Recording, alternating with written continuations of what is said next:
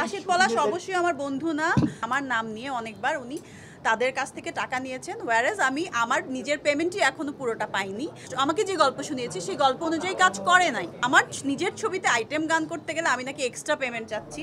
রাশিদ পলাশ তার সঙ্গে যেগুলো কথা হয়েছে ওগুলো কোনো কিছু উনি যেভাবে কথা দিয়েছে সেভাবে কাজ করতে পারেনি, তাদের সঙ্গে প্রবলেম হয়েছে। এবং আমি পরে জানতে পারি যে আমার নাম নিয়ে অনেকবার উনি তাদের কাছ থেকে টাকা নিয়েছেন, ওয়ারেজ আমি আমার নিজের পেমেন্টই এখনও পুরোটা পাইনি। আর বলেছে যে আমি এক্সট্রা শুটিং করলে এক্সট্রা পেমেন্ট করতে হবে। আমার নিজের ছবিতে আইটেম গান করতে গেলে আমি নাকি এক্সট্রা পেমেন্ট চাচ্ছি। যেহেতু ওনারা নতুন প্রডিউসার, আমাকে দেখে ইনভেস্ট করেছেন। ভাবি আসলে আমাকে, মানে ভাবির সাথে আমার অনেক ক্লোজ রিলেশন।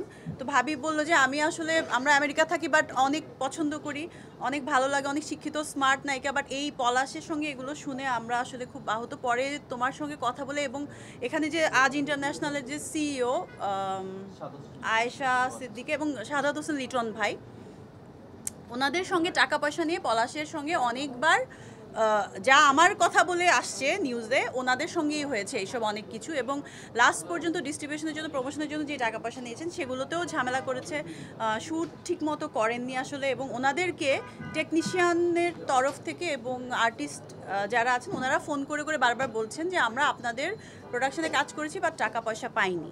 আমার রাশিদ পলাশ অবশ্যই আমার বন্ধু না, সে আমার একটা ছবির ডিরেক্টর। এবং আমার মনে হয় যে আমার একটু জেনে শুনে এই ছবিটা সাইন করা উচিত ছিল, যে সে আসলে কিভাবে আমাকে প্রডিউসারের সামনে প্রেজেন্ট করছে যে উনি ছবিটা করছে, উনিই পুরো দায়িত্বটা নিচ্ছে, এরকম কিন্তু কোনো বিষয় ছিল না। এবং আমি শুনতে পেরেছি পরে প্রডিউসারের যে প্রোডাকশন ম্যানেজার ছিল তাকে সে বাদ দিয়ে নিজের প্রোডাকশন ম্যানেজার রেখেছে। এটা নিয়েও তাদের মধ্যে দ্বন্দ্ব ছিল। যেহেতু তাদের মধ্যে অলরেডি দ্বন্দ্ব, এর মাঝখানে আসলে ওই ছবিটা সাইন করার পর আমি আরও 3টা ছবি শুটিং করেছি। এটা 2-2.5 বছরের ঘটনা। আর এর মাঝখানে আমাকে নিয়ে আরও কী বলেছি, একটা ছবির তো একদম সব কিছুর মধ্যে তো আমি লেগে থাকতে পারি না। আমার শুটিং হয়েছে, কথা হয়েছে যে হ্যাঁ পলাশ আমাকে বলেছে যে ওরা টাকা দিচ্ছে না, আসলে বড় আর্টিস্ট কীভাবে হ্যান্ডেল করতে হয় বা যে কোনো আর্টিস্ট, ওরা নতুন প্রডিউসার ভালো না। আবার ওদের পক্ষ থেকে এখন শুনছি পলাশ আসলে টোটালি আনপ্রফেশনাল ওয়েতে কাজ করেছে এবং আপনার নামে এবং আরও বিভিন্ন মানুষের নামে যারা এখানে আজ ইন্টারন্যাশনালে যারা দায়িত্বে আছেন, যেহেতু যে ইনভেস্টার উনি বাইরে থাকেন, দায়িত্বে আছেন, তাদের সঙ্গেও আসলে একটা ঝামেলা পাকিয়ে এই জিনিসটা এভাবে ক্রিয়েট করেছে। আমি এরকম কোনো ভিডিও দেখি না এবং কোনো কিছু এরকম আসলে পাই নাই আসলে, ঠিক আছে। সো এটা আসলে আমরা একটা ইনভাইটেশনে গিয়েছিলাম, সেটা হচ্ছে ভাবির বাসায়। তো ওইখানেই আসলে ওরা ওকে জেরা করছিল যে এরকম কেন হলো, ডিস্ট্রিবিউশনের জন্য তুমি দায়িত্ব নিলা, আমাদেরকে দিলা না। লিটন ভাই এত পুরনো মানুষ ফিল্মের, ওনাকেও তুমি অ্যাভয়েড করে গেলা, কেন এইসব করলা, সব কিছু এরকম কথা কাটাকাটির মাঝখানেই একটা বিষয় হয়েছে। আসলে এমন কিছু হয় নাই যেটা নিয়ে আমি তো বলিনি, এখনো বলেছি আমি।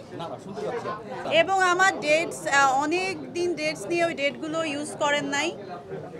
সো এরকম আসলে অনেক কিছু বিষয়। আরও ওই যে সিইও আসতে, আজ ইন্টারন্যাশনাল সিইও আসবে, উনি আসলে আরও ডিটেল বলতে পারবে। আমার এই এতটুকুই জানা, এতটুকুই